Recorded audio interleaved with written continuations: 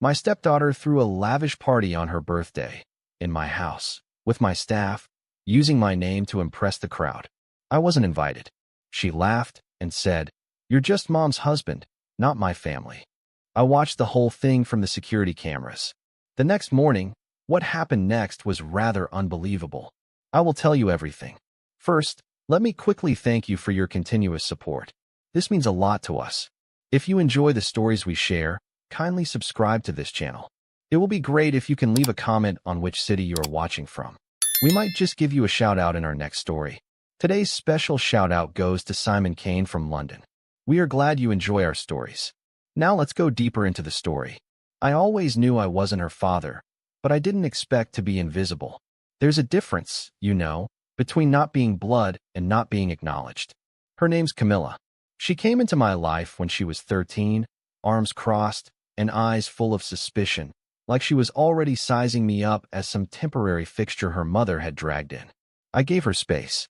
I never tried to be dad. God knows she made that clear. But I did everything I could to show I was in it for the long haul. I paid for her braces, picked her up from volleyball practice, sat through talent shows where she barely looked up from her flute. I was in the pictures, but never tagged. I existed in the margins of her life, as if someone had penciled me in just lightly enough to be erased. When her mother, Diane, and I got married, it was small, backyard, string lights, catered dinner from a local Italian place we both loved. Camilla barely spoke to me that day, but I let it slide. She was 16, hormonal, still hung up on her dad who only called twice a year, but still got her tears every time. I told myself she'd come around. I thought money, though never the full answer, might help open the door to respect. So, I covered her first semester at college, gave her the down payment on that little Jeep she begged for, even let her host her graduation party in the house. She gave a speech at that party. I remember watching from the kitchen, sipping a bourbon. She thanked her support system, named her mother and 3 of her girlfriends, even her godmother. I wasn't mentioned. Not even a nod in my direction. I told myself she forgot. But some things aren't forgotten. They're excluded. So, when Diane mentioned Camilla was planning something low-key for her 21st birthday, just a few friends, some music, nothing major, I didn't think much of it. Diane assured me it wouldn't be a big deal. She's just not into all that flashy stuff, she said. I believed her. That weekend, I had a business trip in San Diego. I packed my things, kissed my wife goodbye, and left the house thinking I was giving the girl some space on her special day. I even told the staff to be flexible, that she might have company, and to accommodate within reason. I left the key to the liquor cabinet open. Stupid of me, I know now, and I made sure the pool was cleaned. Because even when I wasn't being acknowledged, I was still making sure she had everything. But late that night, in my hotel room, I checked the security cameras. Not out of paranoia, just habit. I own that house. It's wired like a bank vault. What I saw made me sit up in bed. The backyard was glowing like a Vegas rooftop. Neon lights, DJ booth, servers in black bow ties carrying trays of champagne. There had to be at least 80 people there, maybe more. Girls in sequin dresses dangling their heels off the pool ledge. Guys posing with cigars they clearly didn't know how to smoke. My chef was grilling sliders. My gardener, apparently doubling as a valet, was parking a line of Audis and BMWs that snaked around the cul-de-sac. I leaned forward, heart pounding, as Camilla stepped onto the patio like a damn queen. She wore a silver dress I didn't recognize, high heels she could barely walk in, and a smug little smile that made something twist in my chest. Then I heard her voice through the audio feed. "Yeah, this is all mine," she laughed, swirling her drink. "Well, my stepdad's, technically. But he's always gone. And I mean, I do live here, so." Her friends laughed. Someone toasted to her. Another asked, "Wait, you live here? This place is insane." She didn't correct them, just smiled like she'd built the damn house with her bare hands. One of the guys looked straight into the camera and waved, laughing. I sat there, watching it all, while my name became her flex. My money was the backdrop. My kindness was her aesthetic. Then came the moment that burned itself into my memory. Someone asked her about her family. She shrugged, cocked her head, and said, "I mean, it's just me and Mom. Her husband's just her husband. Not like he's family or anything." The way she said it, dismissive, like I was a doorman, like I hadn't paid for the ice in her drink, the roof over her head, or the goddamn sequins on her shoulder. I didn't move for a long time after that. I watched her pose for pictures in front of my vintage car, the one she wasn't allowed to drive. I watched her lean over the hot tub I had installed last year as a surprise for Diane. I watched my home get turned into a backdrop for a lie, and I realized I was a wallet with shoes to this girl. A feature of the estate. The statue in the foyer. The next morning, I didn't call. I didn't text. I didn't even tell Diane what I'd seen. I flew home early, took the long way from the airport, and parked around the corner. When I pulled up, the place was dead quiet. Streamers still hung from the patio lights. Empty Solo cups floated in the pool. My staff looked sheepish as they cleaned up the wreckage of the night before. Camilla was nowhere in sight. Her car was still in the driveway, tilted at an angle, the front wheel practically kissing the curb. I went inside and logged onto my accounts. I canceled the card connected to her Uber, her food apps, her little shopping sprees. I called the dealership and had the Jeep repossessed, not sold, just removed. I reset the gate code, deactivated her keycard, and let the silence fill the room. I didn't do it in anger. I did it because I finally understood something I should have grasped a long time ago. If someone doesn't consider you part of their story, you don't owe them a role in yours. And when Diane called me later that day, frantic, saying Camilla was locked out and sitting on the curb crying, I simply said, "She doesn't live here anymore." She said so herself. I stayed quiet for 3 full days. Not out of guilt, not to wait for some apology, but because I was watching. I knew Camilla, and I knew what she was made of. Marble on the outside, hollow underneath. All performance, no core.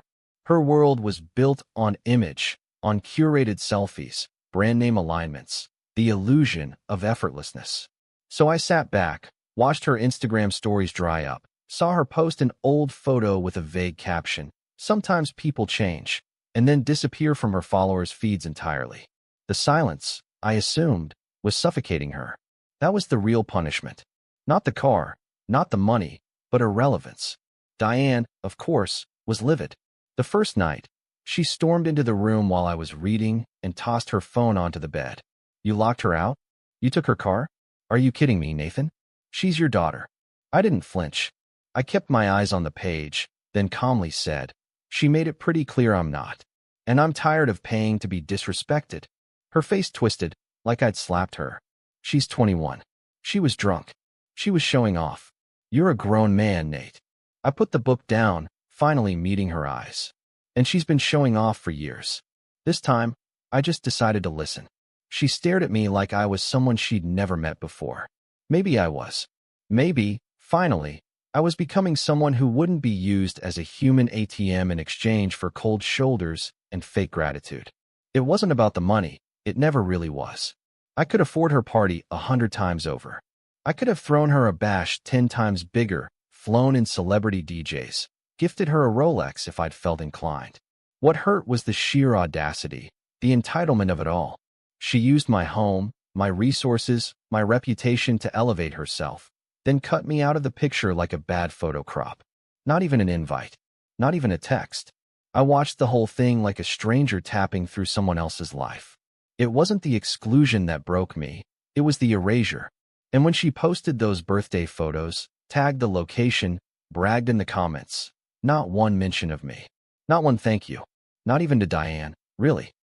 Just a performance of independence on a stage I built with my own hands. On the 4th day, the texts started coming in from extended family. My sister-in-law, who never liked me, sent a snide little message. "Saw what happened with Camilla. Real mature, Nate. Bravo." I didn't reply. Her cousin commented under one of my company's social media posts. Funny how some people forget who family is. And of course, the group chat Diane had with her 2 sisters lit up. I saw the screenshots. He's punishing her for being popular. She's been through enough without this power trip. Honestly, Diane, maybe it's time to rethink this marriage. That one stung, I'll admit. Not because I feared Diane would leave, but because I realized how deep the perception went. I wasn't seen as a stepfather who'd been crossed. I was seen as a man acting out, the villain of their gossip-fueled little novella. I decided then that I needed to be even clearer. I sent one message. Just one. To Camilla. It read, "You made it clear I'm not your family. That's fine. But understand this. If I'm not family, you don't get family benefits. No house, no car, no card.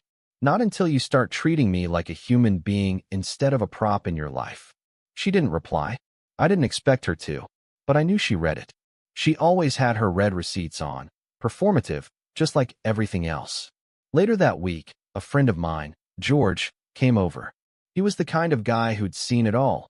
2 divorces, 1 stepson who stole from him, a daughter who sued him over college tuition. He poured us drinks and sat across from me in the den. "You look like hell," he said. I nodded. "Feel worse." He sipped his whiskey and leaned back. "Let me ask you something. If she were your employee, would you let her talk to you like that?" I laughed bitterly. "Hell no." He pointed his glass at me. "So why let it slide just because she's your stepdaughter? Respect's not a part-time gig, man. You teach people how to treat you. You've been teaching her you're expendable." That line stuck with me. You teach people how to treat you. I had been teaching her, for years, that I would take it. That I would fund her lifestyle and swallow the insults. That I would stand on the sidelines while she danced in the spotlight I paid for. That weekend, Camilla showed up unannounced. I was in the kitchen, frying eggs, when the intercom buzzed. She was at the gate, mascara smudged, hair tied back, looking half the person she'd been in those glittery party photos. "My phone's about to die," she said into the speaker. "Can you let me in?" I stared at the screen, then pressed the mic button. "Why? So you can throw another party?" She flinched. I could see it on the monitor. "No. I need to talk to Mom." I leaned against the counter. "Mom's not here. You need something else." She hesitated. I don't have anywhere else to go tonight." I paused, then replied, "You should have thought of that before you turned your home into a set piece."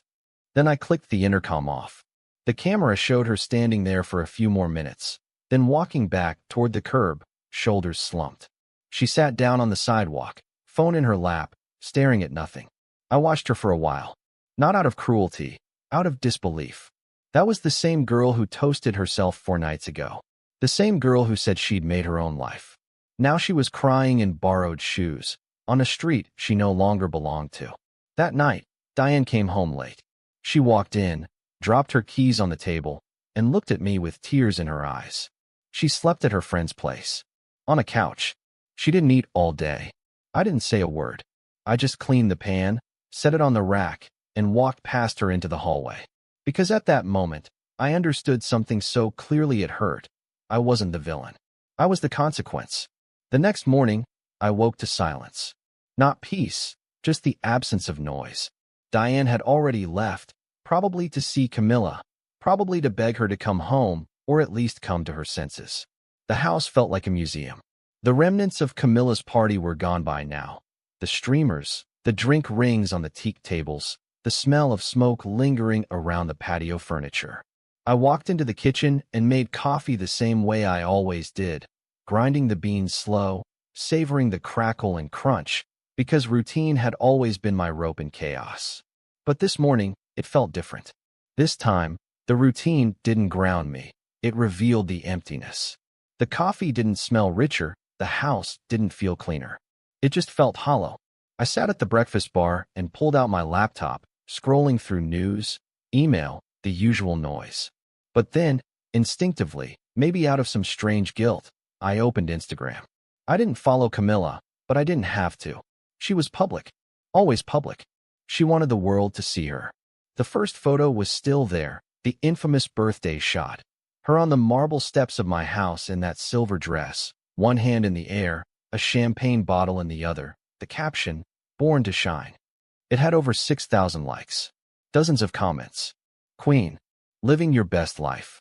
This looks like a damn movie." But then I scrolled down. The next post was just a black square. No caption. No tags. And the comments, they weren't pretty. "What happened to the car? Wait, why are you at a Motel 6? This is so embarrassing, OMG. Did your stepdad finally cut you off?" And then, my favorite. "This is what happens when you fake the life and forget the people funding it." I didn't smile. Not even a little. Because no matter how ugly her actions were, no matter how justified I felt, there was still a part of me, buried deep, that didn't enjoy seeing her dragged. It was that strange tension I'd lived in for years. That tug-of-war between wanting her to see me and not needing her validation. Between loving her like family and protecting myself from her like a stranger. That internal ache where duty meets dignity. But I reminded myself, she did this. Not me. She was the one who threw a party in my home and told the world I didn't count. Around noon, Diane came home, face pale, lips pressed together like she'd just swallowed glass. She stood in the doorway with her purse still slung over her shoulder. You need to talk to her. I didn't look up from my laptop. No, I don't. Her voice cracked. She's miserable. She hasn't eaten. She's sleeping on couches. She didn't even go to her shift this morning because she's too embarrassed. I stood up, slow, careful, and walked around the kitchen island until I was in front of her. Let me ask you something, Dee. Would you let a stranger throw a party in your house, use your name, your things, your staff, and then tell you to your face you don't matter? Her eyes welled. She's not a stranger. I shook my head. She made me one. We didn't speak much after that. She went upstairs. I went to the garage. I sat in the car for a long time. Engine off, windows cracked, just breathing. That's what people never talk about. When a rift happens in your family, it's not always screaming and slammed doors. Sometimes it's long silences and exhausted lungs. It's watching someone you love become someone you can't stand to be around. It's knowing they'll cry and call you cruel, but also knowing you've given them every chance and they spat in your face. I replayed Camilla's words over and over in my head. You're just mom's husband, not my family. That line. So simple, so final. And yet now that the money stopped flowing and the perks dried up, suddenly I was supposed to be family again? Later that afternoon, I got a call from one of my staff, Jonah, the chef. Young guy, maybe mid-20s, always respectful. Hey, sir. I don't mean to overstep, but I wanted you to know something. I paused. Go ahead. He cleared his throat. At the party, that night, Camilla said some stuff. Like, she was telling people she bought the house. That you were just, some guy her mom married for tax reasons. I didn't say anything. I just closed my eyes and let the words fall on me like cold rain. She also made us all work double, Jonah continued, but never said thank you. She even told one of the guests that I was the help. I just thought you should know. I thanked him, hung up, and stared at the wall for a good 5 minutes. Not because I was surprised, but because hearing it from someone else made it real. Public, even. It wasn't just my humiliation anymore. It was shared. That evening, I saw the real post. Not on Instagram, on Facebook. A photo of Camilla sitting on the sidewalk outside the house. Eyes red, makeup streaked. Someone must have taken it from a car window. The caption read, "When you try to flex too hard and get humbled by the same man you called irrelevant." The post had gone mildly viral. Hundreds of shares. Comments ranged from petty to brutal. This what happens when you bite the hand that feeds you. LMAO, not the princess crying on the curb. She'll be on TikTok next, telling us she was financially abused. I closed the app. I felt sick. I went upstairs, sat on the edge of the bed, and stared at the floor. Diane walked in, looked at me, then sat beside me. You really hurt her. I didn't even turn to her. She needed to be hurt. Silence hung between us like fog. Then, she said, "You didn't see her face." I turned slowly. No, but I did see mine. Every time she walked past me in my own home like I was a coat rack. Every time she bragged to friends about a lifestyle I paid for, pretending she built it on her own. Every time she called me mom's husband, like I was a footnote. Well, now she knows what it means to be left out. Diane looked down at her lap. I could tell she didn't agree, but she also knew I wasn't wrong. And that night, for the first time in years, I slept like a man who'd finally locked the door. By the end of that week, I became the villain in more family stories than I ever asked to be part of. The narrative took on a life of its own. Twisted, stretched, reposted in whispers and text threads, passed along like a bitter recipe. Somehow, I was no longer a man who drew a boundary after being disrespected.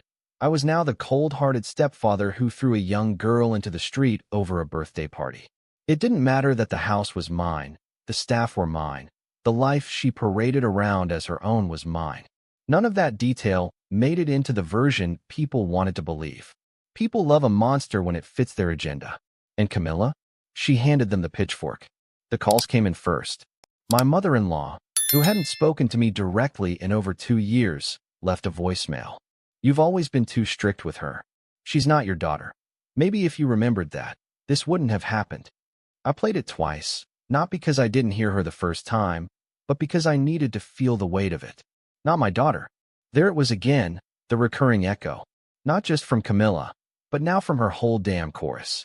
Like I was the one who forced my way into their lives. Like I hadn't been the one to open my arms, my home, my wallet. All for a family who treated me like I was just leasing time. Next came the texts. Her cousin Monica sent a long message I didn't even finish. Something about how girls make mistakes and men should know better. Something about Camilla being traumatized. Then Diane's sister, the one who's always had a savior complex, tried to organize a family meeting to address Nate's behavior. The audacity of it almost made me laugh. They wanted to gather, to light candles of morality and pray the monster out of me. But not one of them had called before to ask what I was going through. Not one of them had shown up when Camilla skipped birthdays, ignored my presence at dinner tables, left every Father's Day gift I bought unopened in the guest closet. They hadn't noticed my fading patience. They only noticed the explosion. But the real storm came when Diane moved out. She didn't slam any doors. She didn't scream or sob. She just stood in the living room one evening, suitcase in hand, and said, "I think we need some space." I nodded. I didn't argue.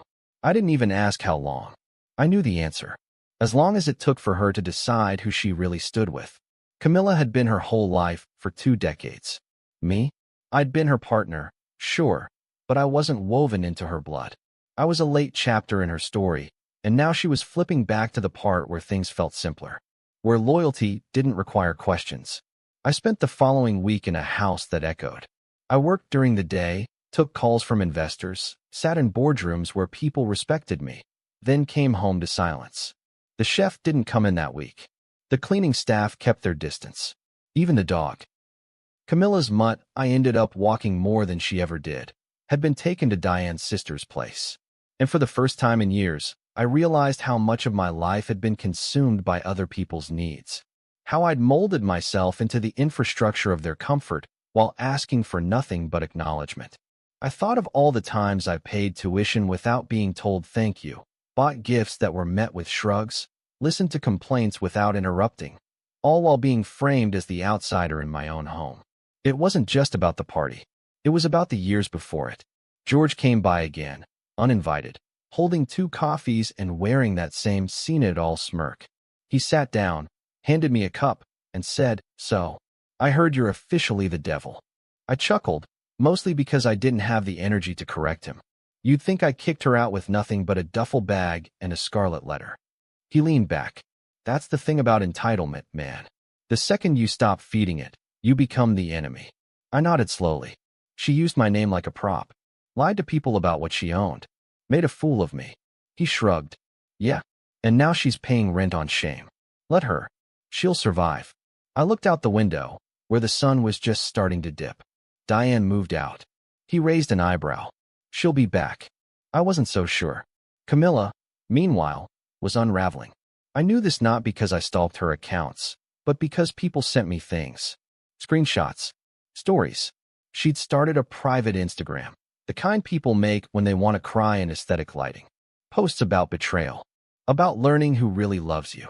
Thinly veiled captions like, "Sometimes, the people you thought would protect you are the ones who hurt you the most." Oh, how poetic. She was crafting a heartbreak narrative while conveniently skipping over the part where she exploited a man who had done nothing but try. But then, something shifted. A woman named Julia, a family friend, called me out of the blue. She had hosted Camilla for a few nights when she first got kicked out. "I wanted to talk to you," she said, voice low. Camilla told me what happened, her version anyway. But after 2 days, she broke down. "She told me what she said about you. What she did." I stayed quiet. Julia went on. She said she was embarrassed. That it got out of hand. That she thought she could say whatever she wanted and you'd still be there. That last line stayed with me. She thought I'd still be there. Because that had always been the script. She'd screw up. I'd look the other way. She'd take, and I'd keep giving. But now the script was broken. And without it, she was flailing. The next day, I got a handwritten letter. Slipped under the gate. The envelope said Nathan, not Dad, not Mr. Blake. Just Nathan. Inside, a few lines in shaky handwriting. I was cruel. I was stupid. I took from you, and then acted like you didn't matter. I didn't think you'd ever really leave. I'm sorry. I'll find a way to make this right. I just don't know how. No excuses. No manipulation. Just words that finally resembled something close to truth. I sat at the dining table, the letter in my hand, reading it over and over. And for the first time in weeks, I didn't feel angry. I felt tired. Not defeated. Not bitter. Just tired.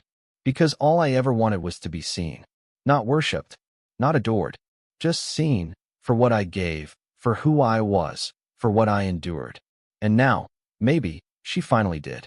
The letter stayed on the dining table for 3 days. I didn't move it. Didn't fold it. Didn't even put it in a drawer. I just let it sit there, plain, creased at the corners, barely legible in places where the ink had smudged. A piece of paper, yet somehow heavier than most conversations we'd ever had. I'd walk past it every morning, coffee in hand, sometimes glancing at it like it might change. But it never did. It stayed exactly the same. And something about that felt honest. No follow-up messages. No dramatics. Just a note that said, in its own faltering way, I messed up. It wasn't an apology wrapped in manipulation. It wasn't self-pity or performance. It was clumsy, uncomfortable, and real. And maybe that's why it mattered. On the 4th day, Diane came back. Not permanently, not with bags or a suitcase, but she stepped into the house like she used to, keys in one hand, sunglasses pushed up on her head, and this cautious look in her eyes like she was expecting landmines. I was in the living room, reading. I didn't stand when she walked in. She told me she wrote you, she said, skipping the pleasantries. I nodded. Yeah. Silence lingered between us. She took a deep breath. She's working at a diner now? Part-time. Says it's humiliating, but also humbling. I closed the book slowly and set it on the coffee table. Good. Diane sat across from me, folding her hands in her lap like she was in a meeting. She's not the same. Not completely. But she's quieter. Less sure of herself. She asked me to talk to you, to ask if you'd meet her. Just once. I leaned back into the couch. She doesn't need me to say yes. If she wants to talk, she knows where I am. Diane didn't argue. She just nodded, almost relieved. Like the first crack had appeared in the wall. That weekend, Camilla showed up. No notice. No fanfare. Just a knock on the front door around 5 p.m. I opened it to find her standing there, hair pulled back, no makeup, hoodie that didn't belong to her. She looked smaller, like someone who had been carved down by reality. For a long second, we just stared at each other. Then she spoke, her voice quiet, almost rehearsed. I don't expect you to forgive me, but I want you to know that I understand now. What I did, what I said, it wasn't just a mistake. It was cruel, and I was proud of it. That's the worst part. I didn't respond. I stepped aside and let her in. We sat in the kitchen, across from each other, not like family, but like strangers trying to remember what they once meant to each other. She didn't look around the house the way she used to. Didn't act like it was hers. That alone told me something had shifted. She spoke slowly, sometimes pausing too long, fumbling her words. I used to think you didn't care about being part of my life. Like, you were just there because of Mom. So I treated you like background noise. I thought, he doesn't really want to be my dad, so why should I pretend? She looked up at me, eyes glassy. But the truth is, I didn't want to admit how much I depended on you. Because admitting that meant giving you power. And I wasn't ready to be vulnerable. I studied her, not with pity, but with the kind of curiosity you give to someone who's finally stopped lying. She took a breath. I lied at that party. I told people I owned the house, that I paid for everything. I wanted them to think I'd made it. That I was this independent woman with this glamorous life. But it was all you. Every part of it. And when you cut me off, I panicked. Because without your money, I didn't have an identity. I didn't have anything. That line hung there like a weight between us. I finally spoke. You know what the worst part was? She looked up. It wasn't the party. It wasn't even what you said about me. It was watching you succeed on a foundation I built, and never once acknowledging it. Like none of it mattered. Like I didn't matter. Her lips trembled. You did. I didn't know how to say it. I leaned forward, elbows on the table. You're not a child anymore, Camilla. And I'm not an endless bank account. If you want to be in my life, you're going to earn that spot. Not with apologies, but with effort. With humility. With consistency. She nodded, swallowing hard. I want to. I don't know where to start, but I want to. I told her we'd start small. She'd come by twice a week. Help around the house. Assist with bookkeeping for one of my side businesses. If she stuck to it, showed up, stayed honest, maybe we'd find a new rhythm. Not as father and daughter, but as two people trying to build respect from scratch. She agreed. No arguments. No pushback. Just quiet acceptance. That, more than anything, told me she was serious. The first few weeks were awkward. She asked questions like someone tiptoeing around a broken plate. Didn't assume. Didn't act entitled. I gave her tasks, and she did them. On time. Without complaint. She showed up early some days, brought coffee others. Once, she stayed late, helping me sort receipts until nearly midnight. She never asked for money. Never once hinted at needing a favor. I noticed that. Noticed everything. Because I wasn't looking for her to be perfect. I was just watching to see if she could be real. Diane eventually moved back in. Slowly, cautiously. She didn't expect things to snap back to normal. Neither did I. But there was a new tone in our home. Quieter. More intentional. No more fake smiles. No more pretending everything was fine. And though it took time, Diane started to see it too. That holding people accountable doesn't make you cruel. It makes you sane. One evening, after dinner, Camilla asked if she could speak to me alone. We sat on the patio, the air cool, the lights from the pool casting reflections on the stone.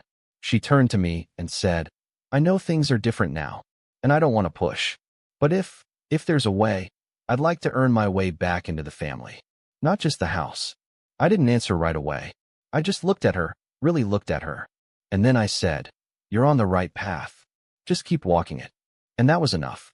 It had been nearly 6 months since the party. 6 months since Camilla sat sobbing on the curb outside the gate she once bragged about owning. 6 months since Diane walked out of this house and came back with a quieter understanding of what partnership actually meant. In that time, nothing exploded. There were no fireworks, no grand apologies aired over holiday dinners, no breakthrough moments of cinematic clarity. What there was, and this mattered more, was steady effort. Small, persistent gestures that stacked like bricks. A clear dish here, a genuine thank you there. A double shift at the coffee shop she never complained about. A call to say she'd be late. Camilla began to act like someone who understood that respect wasn't owed to her just because we once shared a roof. It was something she had to offer first, without waiting for applause. She'd earned a spot, not in the family as some honorary reward, but in the structure of our lives as someone who finally showed she could carry weight. I didn't love her, not in that warm, father-daughter way people expect when they hear words like forgiveness. But I respected the path she was on. And more importantly, I respected myself for drawing a line. That was the part people never talk about. How freeing it is to stop begging for basic decency. To realize that being the bigger person doesn't mean shrinking yourself for someone else's comfort. It means standing tall and staying put when everyone around you tries to make you feel small. One day, as we were cleaning out the storage room together, an unglamorous Saturday task she didn't try to weasel out of, Camilla found an old photo album. It was buried under some boxes of tax files, wrapped in a towel for no good reason. She opened it slowly, flipping through pages of our early years together. There was a photo of her first high school dance, the one I drove her to because Diane had to work late. Another of her 16th birthday, the one I'd organized while pretending it was all her mother's idea. She paused at a picture of us standing side by side, both holding sparklers. I forgot this night, she murmured. I didn't say anything. I just kept folding tarp into the corner. I didn't realize you were always there, she added, softer now. I guess I thought you were just around. I nodded. That's how most people treat furniture. She winced, but didn't deny it. That silence, that non-defensive stillness, that was growth. Things weren't perfect. I wasn't naive. I still caught flickers of the old Camilla sometimes, flashes of pride, traces of entitlement that hadn't fully died. But now, when they appeared, she checked herself. You could see it. The moment her face shifted, When she pulled back the sarcasm and swallowed whatever biting comment had almost escaped. That mattered more than pretending she'd transformed overnight. I didn't need perfection. I needed awareness, accountability, and she was giving me that, consistently, quietly, without the expectation of being celebrated. Then came the call that tested it all. Her biological father, the ghost in this whole equation, called out of nowhere, claiming he wanted to reconnect. Diane brought it up to me first. He wants to meet her. Says he's sorry. I didn't respond. It wasn't my place to block it. But I braced myself for the shift I thought was coming. The inevitable return to fantasy. The reopening of a door that led to nowhere. I expected Camilla to leap at the chance. To run back to the man who never paid a cent, who sent 2 birthday cards in a decade, who posted filtered photos of himself in other cities with other kids. I waited for the regression. But it didn't come. She met him, once. A quiet lunch at a neutral diner, no big social media declarations. She came back quiet, dropped her bag by the door, and said only one thing before heading upstairs. Some people only show up when they need to be forgiven for something they never apologized for. That sentence, that perfect, painful clarity, told me everything. She saw it now. She saw him. And maybe, just maybe, she saw me too. One night, about a month later, I got a call from her. Not a text, a call. Hey, she said. I was wondering if I could come over. Just to hang out. No reason. I told her sure, and when she showed up, we sat on the back patio again. The same place we'd had that first real conversation months ago. This time, she brought 2 cups of coffee and a blanket. She didn't try to perform. No makeup. No outfit designed for compliments. Just her, the stripped-down version. She looked around the backyard, the lights, the pool, the steps she once posed on like royalty, and asked, "Do you think I'll ever earn your trust again?" I didn't answer right away. I let the wind move between us. Then I said, "Trust isn't something you earn once. It's something you keep earning. Every day you don't break it again." She nodded, slowly. I'm okay with that. The sun started to set. We didn't speak much after that. But she stayed longer than usual, and before she left, she did something small. So small, I might have missed it if I wasn't paying attention. She picked up the coffee cups without being asked, rinsed them in the sink, and wiped the counter. Not because she wanted praise, but because she finally understood that love isn't about grand gestures. It's about showing up when no one's watching. And when the door closed behind her, I didn't feel anger or grief or resentment. I just felt peace. It's easy to cut someone off. It's harder to hold the line when the noise starts. The voices that call you heartless, the guilt that creeps in at night. But looking back, I wouldn't change a thing.